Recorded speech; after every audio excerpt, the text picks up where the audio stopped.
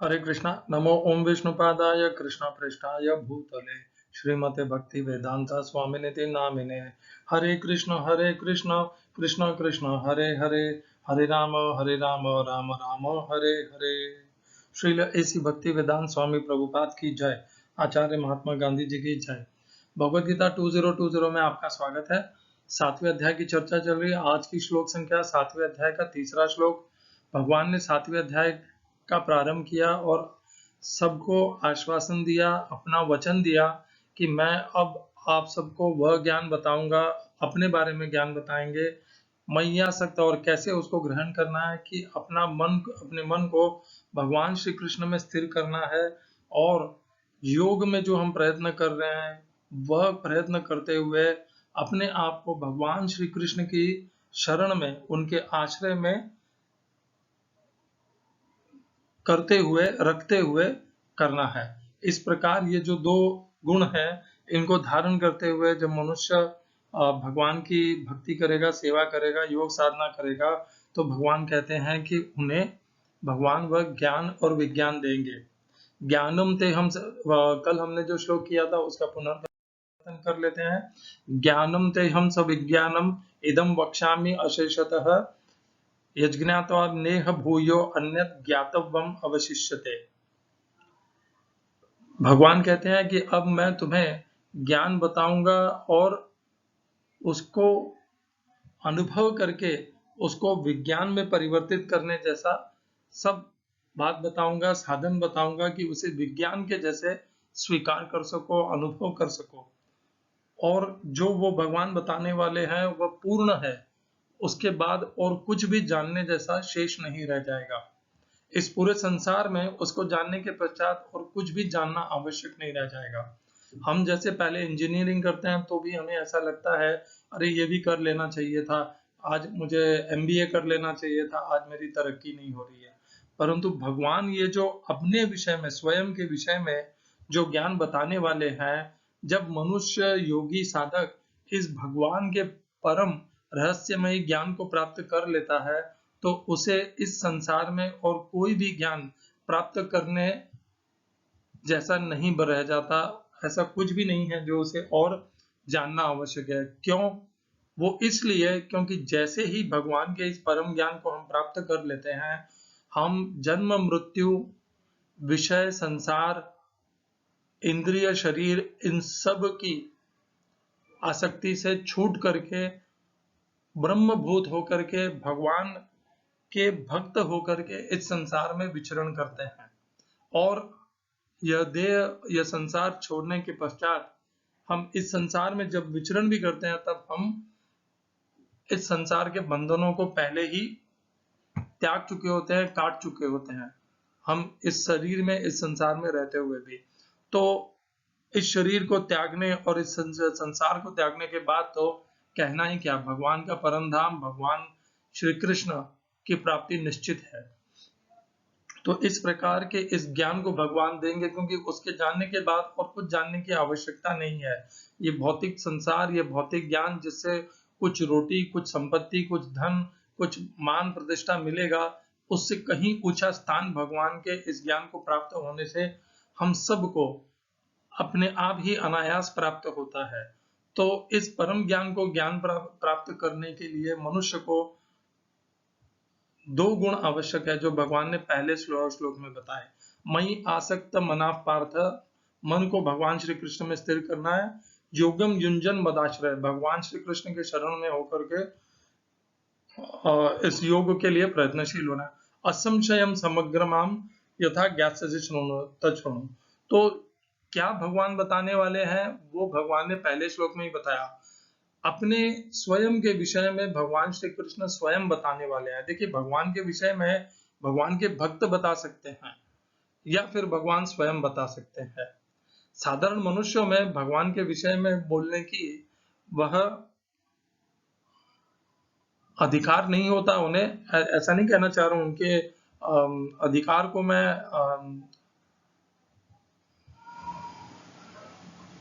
आक्रामक रूप से उनके अधिकार के ऊपर नहीं कहना चाह रहा हूं कि उनमें वह योग्यता नहीं होती कि वह भगवान के विषय में विस्तार से बोल सके। भगवान में जब तक श्रद्धा नहीं हो, प्रेम नहीं हो, समर्पण नहीं हो, विनम्रता नहीं हो, तब तक भगवान के विषय में बोलने की योग्यता कहाँ से प्राप्त होगी, ये कहना चाह रहा हूं मैं। तो पहले श्लोक में भगवान कहते हैं असंशयम समग्रम माम, मेरे स्वयं श्री कृष्ण के विषय में सब ज्ञान तू प्राप्त कर। और कैसे प्राप्त कर, वह भगवान दूसरे श्लोक में बोलते हैं कि ये सब मैं बताऊंगा, और ये जो मेरे विषय में जो ज्ञान है वह ऐसा ज्ञान है कि इसको जानने के बाद, अर्थात मुझे जानने के पश्चात, पूर्णतया जानने के पश्चात और कुछ भी जानना आवश्यक नहीं है, शेष नहीं रह जाएगा, या व्यर्थ योग्य नहीं रह जाएगा, ऐसा कह सकते हैं। तो ये दो बातें भगवान ने बताई। अब भगवान आज जो हम श्लोक करेंगे वहां से उस ज्ञान को बताना प्रारंभ करेंगे। आज की श्लोक संख्या 7वें अध्याय का 3रा श्लोक। मनुष्याणाम सहस्रेषु कश्चिद् यतति सिद्धये यततामपि सिद्धानां कश्चिन् मां वेत्ति तत्वतः। हिंदी अनुवाद गीता यथारूप श्रील प्रभुपाद। कई हजारों मनुष्यों में से कोई एक सिद्धि के लिए प्रयत्नशील होता है, और इस तरह सिद्धि प्राप्त करने वालों में से बिरला ही कोई मुझे वास्तव में जान पाता है। Out of many thousands among men, one may endeavor for perfection, and of those who have achieved perfection, hardly one knows me in truth. इस श्लोक में प्रयोग किए गए संस्कृत शब्दों के अर्थ हैं मनुष्यानाम, मनुष्यों में से, सहस्रेषु हजारों, कश्चित कोई एक, यतति प्रयत्न करता है, सिद्धये सिद्धि के लिए, योग के लिए। दूसरी पंक्ति यतताम प्रयत्नशीलों में भी, करने वालों में, अपि निसंदेह सिद्धानाम जो सिद्ध हो गए हैं, कश्चिन कोई एक ही, माम मुझे, व्यक्ति जानता है, तत्वतः वास्तव में। इस श्लोक का तात्पर्य गीता यथारूप श्रील प्रभुपाद द्वारा, मनुष्यों की विभिन्न कोटियां हैं और हजारों मनुष्यों में से शायद विरला मनुष्य ही यह जानने में रुचि रखता है कि आत्मा क्या है, शरीर क्या है और परम सत्य क्या है। सामान्यतया मानव आहार, निद्रा, भय तथा मैथुन जैसी पशु वृत्तियों में लगा रहता है और मुश्किल से कोई एक दिव्य ज्ञान में रुचि रखता है। गीता के प्रथम 6 अध्याय उन लोगों के लिए हैं जिनकी रुचि दिव्य ज्ञान में, आत्मा, परमात्मा तथा ज्ञान योग, ध्यान योग द्वारा अनुभूति की क्रिया में तथा पदार्थ से आत्मा के पार्थक्य को जानने में है। किंतु कृष्ण तो केवल उन्हीं व्यक्तियों द्वारा ज्ञेय हैं जो कृष्ण भावना भावित हैं। अन्य योगी निर्विशेष ब्रह्म अनुभूति प्राप्त कर सकते हैं, क्योंकि कृष्ण को जानने की अपेक्षा यह सुगम है। कृष्ण परम पुरुष हैं, किंतु साथ ही वे ब्रह्म तथा परमात्मा ज्ञान से भी परे हैं। योगी तथा ज्ञानी जन कृष्ण को नहीं समझ पाते। यद्यपि महानतम निर्विशेषवादी मायावादी शंकराचार्य ने अपने गीता भाष्य में स्वीकार किया है कि कृष्ण भगवान है, किंतु उनके अनुयायी इसे स्वीकार नहीं करते, क्योंकि भले ही किसी को निर्विशेष ब्रह्म की दिव्य अनुभूति क्यों न हो, कृष्ण को जान पाना अत्यंत कठिन है। कृष्ण भगवान समस्त कारणों के कारण आदि पुरुष गोविंद है। ईश्वर परम कृष्ण सच्चिदानंद विग्रह अनादिरादिर गोविंद सर्व कारण कारणम। अभक्तों के लिए उन्हें जान पाना अत्यंत कठिन है। यद्यपि अभक्तगण यह घोषित करते हैं कि भक्ति का मार्ग सुगम है, किंतु वे इस पर चलते नहीं। यदि भक्ति मार्ग इतना सुगम है जितना भक्तगण कहते हैं, तो फिर वे कठिन मार्ग को क्यों ग्रहण करते हैं। वास्तव में भक्ति मार्ग सुगम नहीं है। भक्ति के ज्ञान से हीन, अनधिकारी लोगों द्वारा ग्रहण किया जाने वाला तथा कथित भक्ति मार्ग भले ही सुगम हो, किंतु जब विधि विधानों के अनुसार दृढ़ता पूर्वक इसका अभ्यास किया जाता है, तो मीमांसक तथा दार्शनिक इस मार्ग से गुमराह हो जाते हैं। श्रील रूप गोस्वामी अपनी कृति भक्ति रसामृत सिंधु में लिखते हैं, वह भगवत भक्ति जो उपनिषदों, पुराणों तथा नारद पंचरात्र जैसे प्रामाणिक वैदिक ग्रंथों की अवहेलना करती है, समाज में व्यर्थ ही अव्यवस्था फैलाने वाली है। ब्रह्मवेता, निर्विशेषवादी या परमात्मा वेता योगी भगवान श्री कृष्ण को यशोदानंदन या पार्थ सारथी के रूप में कभी नहीं समझ सकते।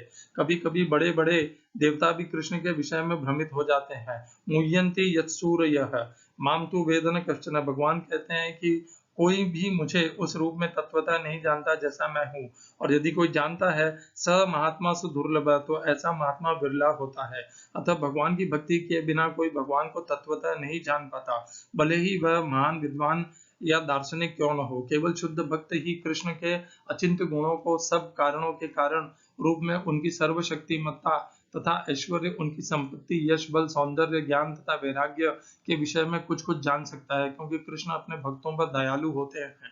ब्रह्म साक्षात्कार की वे पराकाष्ठा है और केवल भक्तगण ही उन्हें तत्वतः जान सकते हैं। अतएव भक्ति रसामृत सिंधु में कहा गया है, कुंठित इंद्रियों के द्वारा कृष्ण को तत्वतः नहीं समझा जा सकता, किंतु भक्तों द्वारा की गई अपनी दिव्य सेवा से प्रसन्न होकर वे भक्तों को आत्म तत्व प्रकाशित करते हैं। ओम अज्ञानतिमिरन्धस्य ज्ञानाञ्जनशलाकया चक्षुरुन्मिलितं येन तस्मै श्री गुरुवे नमः। एकं शास्त्रं देवकी पुत्र गीतम्, एक ही शास्त्र श्रीमद् भगवद गीता।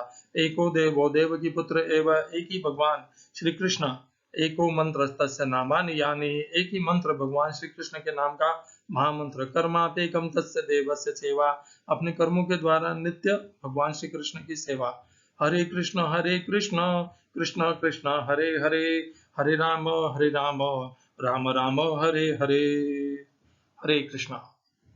बहुत यह श्लोक हमने पहले भी दूसरे श्लोकों के अर्थ को समझने के लिए इसकी हमने चर्चा की थी, संक्षेप में की थी। मनुष्याणाम सहस्रेषु, हजारों में से कोई एक, हजारों मनुष्यों में से कोई एक सिद्धि के लिए अर्थात योग के लिए प्रयत्नशील होता है। हजारों मनुष्यों में से कोई एक हजारों में से एक प्रयत्नशील होता है। यतताम अपि सिद्धानाम कश्चिन माम्यते तत्वतः, उनमें से भी कोई ही, मतलब कोई एक ही भगवान श्री कृष्ण को पूर्णतया तत्व से जान पाता है। भगवान को तत्व से जानने के लिए भक्ति आवश्यक है। ये भगवान ने स्वयं 11वें अध्याय के 48 और 53 इन दो श्लोकों में कहा है कि भक्त्या माम अभिजानाति यावानश्चास्मि तत्वतः। 18वें अध्याय में भी कहा ततो माम तत्वतो ज्ञात्वा विशते तदनंतरम। तो भक्त्या माम अभिजानाति, भक्ति से मुझे जान सकते हो, मैं जैसे तत्व से हूं, ऐसा भगवान ने 18वें अध्याय में भी कहा है। तो क्या यह कहना है भगवान का कि केवल भक्ति योग से ही भगवान को जाना जा सकता है? नहीं, भगवान ये कह रहे हैं भक्ति से, अर्थात भगवान ने इसी अध्याय के 7वें अध्याय के पहले श्लोक में कहा, क्या कहा? 2 गुण होना आवश्यक है भगवान को जानने के लिए। भगवान जो स्वयं के विषय में ये ज्ञान प्रदान कर रहे हैं उसको प्राप्त करने के लिए पहला, मन भगवान श्री कृष्ण में स्थिर होना चाहिए। मयि आसक्त मना पार्थ और योगम जुंजन मदाश्रय। और जो योग के लिए हम प्रयत्न कर रहे हैं वह करते समय हमें भगवान श्री कृष्ण के प्रति उनके आश्रित होकर के, उनकी शरण में होकर के करना है। ये 2 गुण आवश्यकता है और ये 2 गुण ही भक्ति के भी गुण है। यही भक्ति के भी चिन्ह है। यदि ये 2 गुण नहीं है तो वह भक्त कहलाने के योग्य भी नहीं है। तो ये 2 चिन्ह है, इन्हें ही भक्ति कहा जाए ऐसा भी हम मान सकते हैं। मैं ये नहीं कहता कि भक्ति यहीं पर समाप्त हो जाती है, भक्ति इससे विस्तृत है, परंतु ये 2 गुण मुख्य हैं। ये स्वयं भगवान ने 7वें अध्याय के पहले श्लोक में कहा और भगवान ने ये भी कहा कि जो मनुष्य इस प्रकार इन 2 चिन्हों से, इन 2 गुणों से पूर्ण होता है वह मुझे जान पाता है। और भगवान को जानना और भगवान को प्राप्त करना एक ही होता है। तो इस विषय में तो कोई शंका नहीं होनी चाहिए कि ये 2 गुण पर्याप्त हैं या नहीं है। तो भगवान ने कहा कि भक्त्या माम जानते, भक्त्या वो भक्ति योग के लिए नहीं कर रहे हैं, कर्मयोग के माध्यम से भी कर सकते हैं आप, ज्ञान योग के माध्यम से भी कर सकते हैं, परंतु आवश्यक ये होना चाहिए कि इन दोनों मार्ग में भी लगे रहते हुए भगवान श्री कृष्ण के प्रति मन आपका आसक्त होना चाहिए और भगवान श्री कृष्ण के शरण में होकर के आपको योग के लिए प्रयत्नशील होना चाहिए। तो मार्ग कोई भी हो, ये 2 चिन्ह आवश्यक हैं, ये 2 गुण आवश्यक हैं। और ये 2 गुण जहां पर होंगे, आप भले कर्मयोग भी कर रहे हैं तो भी वह भक्तिपूर्ण कर्मयोग बनेगा, और यदि आप ज्ञान योग भी कर रहे हैं तो वह भक्तिपूर्ण ज्ञान योग बनेगा। और यदि ये 2 गुण नहीं हुए तो वो क्या कहूं, वो केवल वो कर्मयोग भी पूरा नहीं बन पाएगा और न वह ज्ञान योग पूरा बन पाएगा। तो इसके बिना भगवान श्री कृष्ण को हटा करके कोई भी कर्मयोग करना, ज्ञान योग करना, भक्ति योग करना सब व्यर्थ है, क्योंकि वह योग की पूर्णता है ही नहीं। योगिनाम अपि सर्वेषां मद्गतेन अंतरात्मना श्रद्धावान भजते यो माम स मे युक्त तमो मतः।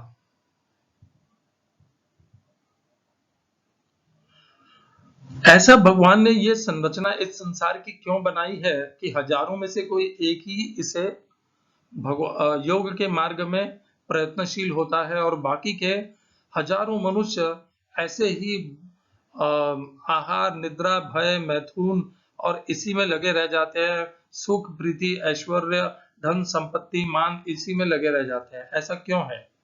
तो भगवान ने इसका भी उत्तर दिया है, इसी अध्याय में दिया है भगवान ने।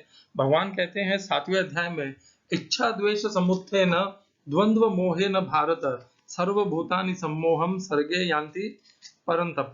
तो कहने का भाव ये है कि ये जो इच्छा और द्वेष है, इनके कारण मनुष्य इतना प्रबल होते हैं। ये 7वें अध्याय का 27वां श्लोक है। इच्छा द्वेष समुत्थेन द्वंद्व मोहेन भारत। इच्छा, द्वेष और इस प्रकार के जितने भी द्वंद्व हैं, इनसे मनुष्य पूर्णतया मोहित रहता है और इन्हीं को प्राप्त करने में और इनसे छुटकारा पाने के लिए ही प्रयत्नशील रहता है। सर्वभूतानि सम्मोहम सर्गे यान्ति परंतप। और ये समस्त भूत प्राणियों को सम्मोहित करके उन्हें बारंबार जन्म में और इसी प्रकार के चक्र में लगाए रखता है। उन्हें योग का मार्ग नहीं बताता। और योग कब प्राप्त होता है वो भगवान अगले श्लोक में ही बताते हैं, जिसकी चर्चा हम आगे करने वाले हैं। तो भगवान की यह जो संसार की संरचना है वह ऐसी ही है। हजारों व्यक्ति आपको भोगने में, सकाम कर्म करने में, सुख, धन, संपत्ति, मान, प्रतिष्ठा एकत्रित करने में, अर्जित करने में लगे हुए मिलेंगे। और हम उन सब को देखते हुए यही समझेंगे कि यही जीने के विधि है, जबकि ऐसा है नहीं। भगवत गीता में भगवान ने एक बार भी ऐसा नहीं कहा कि तुम अपना जीवन सकाम कर्म में सुख, धन, संपत्ति, मान, प्रतिष्ठा को अर्जित करने में लगाओ। एक बार भी ऐसा नहीं कहा। भगवान ने तो ये कहा है कि अपने कर्म को करते समय उनके फलों को त्याग दो। कर्मण्ये वाधिकारस्ते मां फलेषु कदाचन मां कर्म फल हेतुर्भुः मा ते संगोऽस्त्व अकर्मणि। दूसरे अध्याय का 47वां श्लोक, जहां पर भगवान ने कर्मयोग की, निष्काम कर्मयोग की शिक्षा देना प्रारंभ किया था, वहीं पर भगवान ने बता दिया था। अब तो हम 7वें अध्याय पर आ गए हैं। इसके विपरीत ज्यादातर मनुष्य उसी प्रकार भगवत गीता के विपरीत और भगवान के दिए हुए योग शास्त्र के विपरीत, योग ज्ञान के विपरीत अपना पूर्ण जीवन वैसे ही बिता देते हैं। उन्हें यह आभास भी नहीं होता कि वे जो कर रहे हैं उससे उनकी कभी भी लाभ उनको नहीं मिलेगा, उनका कल्याण कभी नहीं होगा। सोचिए मोह कितना गहन है, कितना उन्हें ढक रखा है, जिसे भगवान तीसरे अध्याय में कहते हैं, काम एष क्रोध एष रजोगुण समुद्भव महाशनो महापापमा विद्येन्मिह वैरिणा। यही हमारा सबसे बड़ा शत्रु। फिर क्या कहते हैं भगवान, धूमे न प्रियते वन्हि यथा दर्शो मलेन च तथोल्भेन आवृतो गर्भ तथा तेनेदम आवृतम। वैसे भगवान ने वह ज्ञान के संबंधी कहा है, और जब भी जब ज्ञान ढकता है तो सम्मोह उत्पन्न होता है। तो मैं ये बताना चाह रहा था कि जो मनुष्य इस प्रकार धन, संपत्ति, मान, प्रतिष्ठा अर्जित करने के लिए प्रयत्नशील हैं, वो इस प्रकार मोह में क्यों पड़ जाते हैं? क्योंकि उनका जो ज्ञान होता है वह पूर्णतया ढक जाता है। आवृतम ज्ञान मेतेन ज्ञानिनो नित्य वैरिणा काम रूपेण कौन्तेय दुष्पूरेण अनलेन च। और ज्ञान जैसे ही ढकता है तो सम्मोह उत्पन्न होता है। सम्मोह उत्पन्न होता है इच्छा, द्वेष, इस प्रकार के सुख, दुख, लाभ, हानि, ऐसे द्वंद्वों से। इच्छा द्वेष समुत्थेन द्वंद्व मोहेन भारत सर्वभूतानि सम्मोहम सर्गे यान्ति परंतप। ये सम्मोह को तोड़ना है, इस सम्मोह का भेदन करना है, इस सम्मोह के चक्र से निकलना है। और ये सम्मोह के चक्र से निकलना ही तभी संभव हो पाएगा जब हम भगवान की शरण में जाएंगे, क्योंकि ये भगवान की त्रिगुणमयी माया है, जिसका भगवान यहाँ पर जिक्र करने वाले हैं, आगे के श्लोकों में आने वाला है। दैवी येषा गुणमयी मम माया दुरत्यया मामेव ये प्रपद्यन्ते माया मेताम तरन्ति ते। ये भगवान की ये जो त्रिगुणमयी माया है, ये बहुत जटिल कठिन है इसको पार कर पाना, और उसको पार केवल मनुष्य तभी कर सकता है जब वह भगवान की शरण में जाता है। भगवान भी 7वें अध्याय से 12वें अध्याय तक हमें स्वयं का परिचय इसीलिए दे रहे हैं क्योंकि भगवान को जानने से ही, भगवान के प्रति समर्पित होने से ही हम इस भगवान की दुरत्याया माया को पार कर पाएंगे। माया से हम लड़ करके पार नहीं कर पाएंगे, भगवान की कृपा से ही हम माया को पार कर पाएंगे। दैवी येषा गुणमयी मम माया दुरत्यया, मेरी ये माया अत्यंत ही दुष्कर है। मामेव ये प्रपद्यन्ते, जो मेरा भजन पूजन कीर्तन सेवा करते हैं, माया मेताम तरन्ति, वे इस माया को पार कर जाते हैं। और कोई मार्ग बताया भगवान ने? नहीं बताया। क्या बताया? एक ही मार्ग, केवल एकमेव मार्ग बताया। मामेव ये प्रपद्यन्ते, माम एव, केवल भगवान श्री कृष्ण की सेवा पूजा अर्चना समर्पण भक्ति करने से ही ये संभव हो सकता है। आप अन्य किसी भी देवी देवता भगवान के पीछे भागते रहें जैसे आपकी इच्छा हो। याद रखिएगा, योग ईश्वर भगवान श्री कृष्ण है, गीता के योग शास्त्र को प्रदान करने वाले भगवान श्री कृष्ण है, इस जन्म मृत्यु के चक्र को काटने वाले भी भगवान श्री कृष्ण है, उसको बनाने वाले भी कृष्ण है, इस माया को स्थापित करने वाले भी कृष्ण है। ये माया भगवान श्री कृष्ण के अधीन है और वे ही हैं जो इस माया से हमें छुटकारा दिला सकते हैं।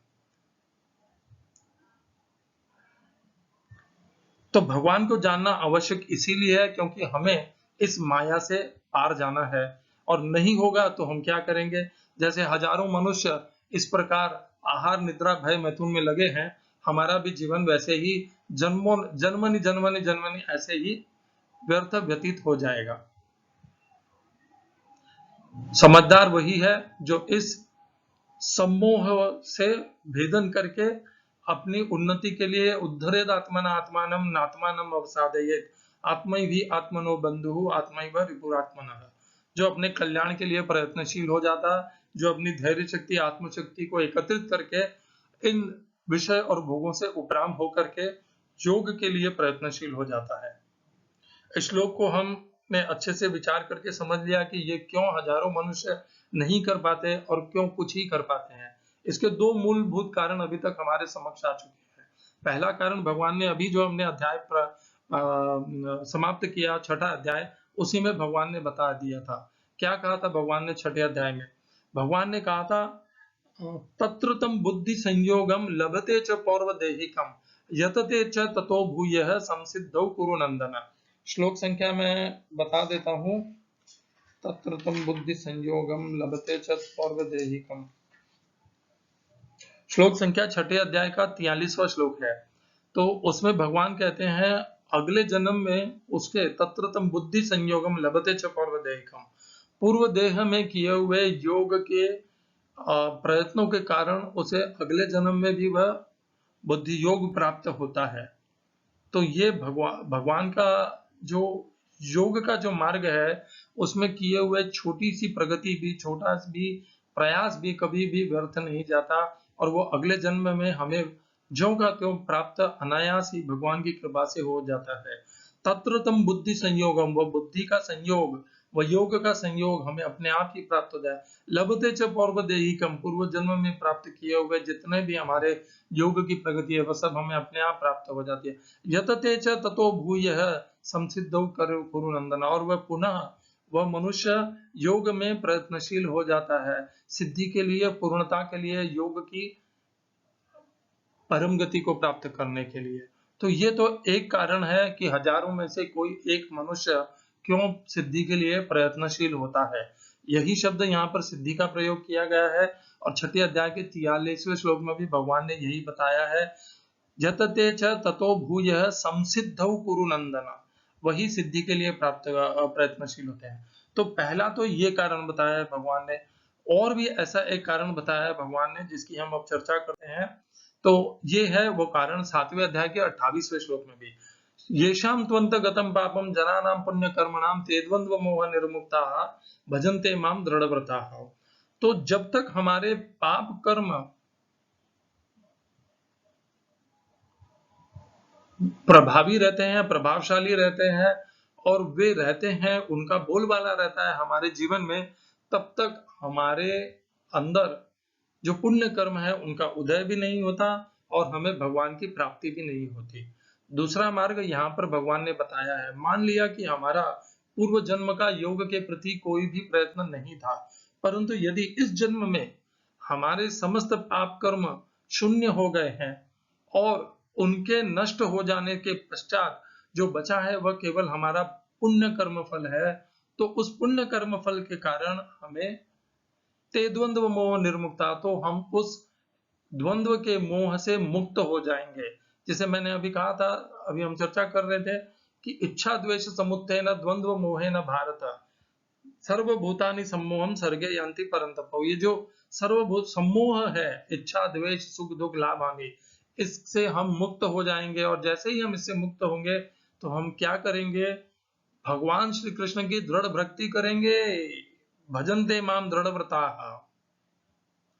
तो या तो पूर्व जन्म में हम योगी रहे हैं और उसके कारण हमें इस जन्म में अपने आप ही योग में भगवान की भक्ति में अनायास ही आकर्षित होकर के हम उसमें प्रयत्नशील हो जाएंगे, या फिर इस जन्म में हम समस्त पाप कर्मों से मुक्त हो गए हैं और हमारे पुण्य कर्म फल उदय हो गए हैं और इसीलिए हम समस्त प्रकार के द्वंद्वों से मुक्त होकर के, द्वंद्वों के सम्मोह को नष्ट करके भगवान श्री कृष्ण की भक्ति में लग सकते हैं। ये दो ही मार्ग हो सकते हैं।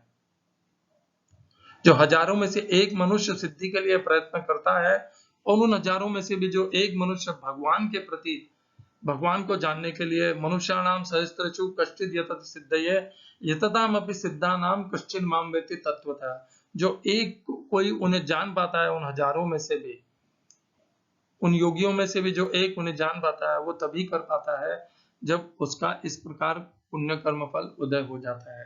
एक और श्लोक है जिसकी हम पहले ही चर्चा कर चुके हैं, 7वें अध्याय का 47वां श्लोक। योगी नाम अभी सर्वेशाम मद्गते नंतरात्मना श्रद्धावान भजते यो माम स मे युक्त तमो मतः। योगी तो बन सकते हैं हम। योगी कैसे बनते हैं वह भगवान ने 6ठे अध्याय के पहले श्लोक में बताया। अनाश्रित कर्म फलम कार्यम कर्म करोति है सन्यासी च योगी च न निरग्निर्न न चाक्रियः अक्रियः। कर्म के फलों के प्रति जैसे ही हम अनाश्रित हो जाएंगे और फिर भी उसके पश्चात भी अपने कर्मों को करते रहेंगे स्वधर्म समझ करके, तत्क्षण हम सन्यासी और योगी दोनों ही बन जाएंगे। योग क्या है, आज मैं ऐसे ही 4थे अध्याय का प्रारंभ के श्लोक पढ़ रहा था, उसमें भगवान बताते हैं योग क्या है। योगी क्या है वह हमने 6ठे अध्याय के पहले श्लोक में पढ़ा, और योग क्या है, योग भी भगवान बताते हैं। भगवान बताते हैं 4थे अध्याय में, पहले श्लोक में भगवान बताते हैं, 4थे अध्याय का पहला श्लोक, 4थे अध्याय का पहला श्लोक है, भगवान कहते हैं इमं विवस्वते योगम प्रोक्तवान हम अव्ययम विवस्वान मनवे प्राह मनुरिक्ष्वा कवे ब्रवीत एवं परंपरा प्राप्तम इमं राजर्षयो विदुः स काले नेह महता योगो नष्ट परंतप स एवायम मया त्यज्य योग प्रोक्त पुरातन भक्तोसि में सखा चेति रहस्यम ये तदुत्तमम्। तो भगवान के ये जो अर्जुन को जो ज्ञान दे रहे हैं भगवान, वही योग है। इसीलिए भगवत गीता को योग शास्त्र कहा जाता है। जब आपको कोई पूछे कि योग क्या है, तो योग कोई शरीर को तोड़ने मरोड़ने का प्राणायाम ध्यान योग, ये योग नहीं है। योग वही है जो भगवत गीता में भगवान ने स्वयं कहा है। 4थे अध्याय के 3रे श्लोक में भगवान बोलते हैं, क्या कहते हैं भगवान? भगवान कहते हैं स एवायम मया त्यज्य, वही योग मैं आज तुझे बता रहा हूं। योग प्रोक्त पुरातन, वही योग जो सबसे पुराना है वो मैं आज तुझे बता रहा हूं। कहाँ बता रहे हैं भगवान? भगवत गीता में। तो भगवत गीता में जो ज्ञान उपदेश दिया गया है वही योग है। भक्तों से मैं सखा चेती रहस्यम ये तदुत्तमम्, वह श्रेष्ठ रहस्य, उत्तम रहस्य को मैं इस भगवत गीता में तुझे बता रहा हूँ।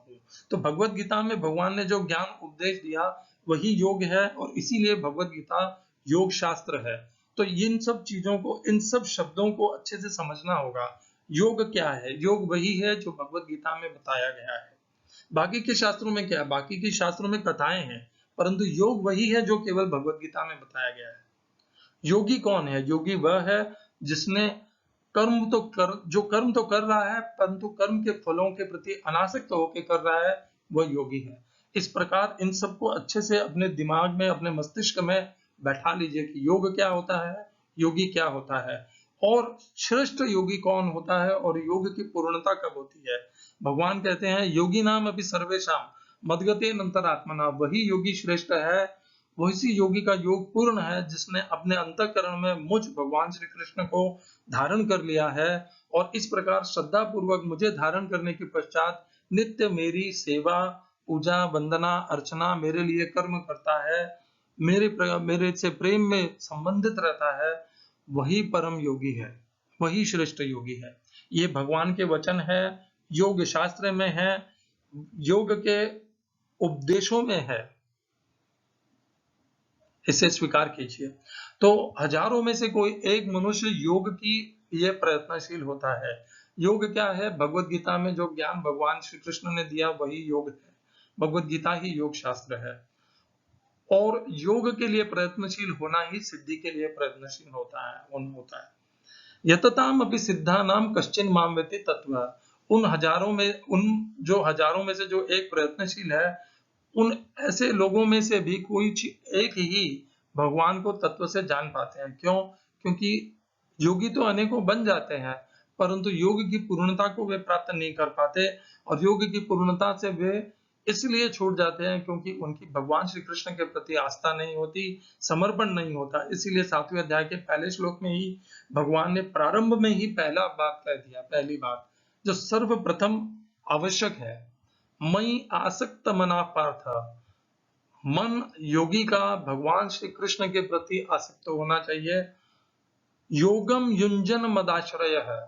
योग में जब भी कोई योगी प्रयत्नशील होगा तो उसका आश्रय, उसकी शरण भगवान श्री कृष्ण में होनी चाहिए। जब तक ये दो नहीं होंगे तब तक वह योग में है, वह योग भी नहीं है, और वह योग अपूर्ण योग है। ये भगवान के वचन है, योग शास्त्र में है, भगवत गीता में है, इसे कोई नकार नहीं सकता। हरे कृष्णा। श्रील एसी भक्ति वेदांत स्वामी प्रभुपाद की जय। आचार्य महात्मा गांधी जी की जय।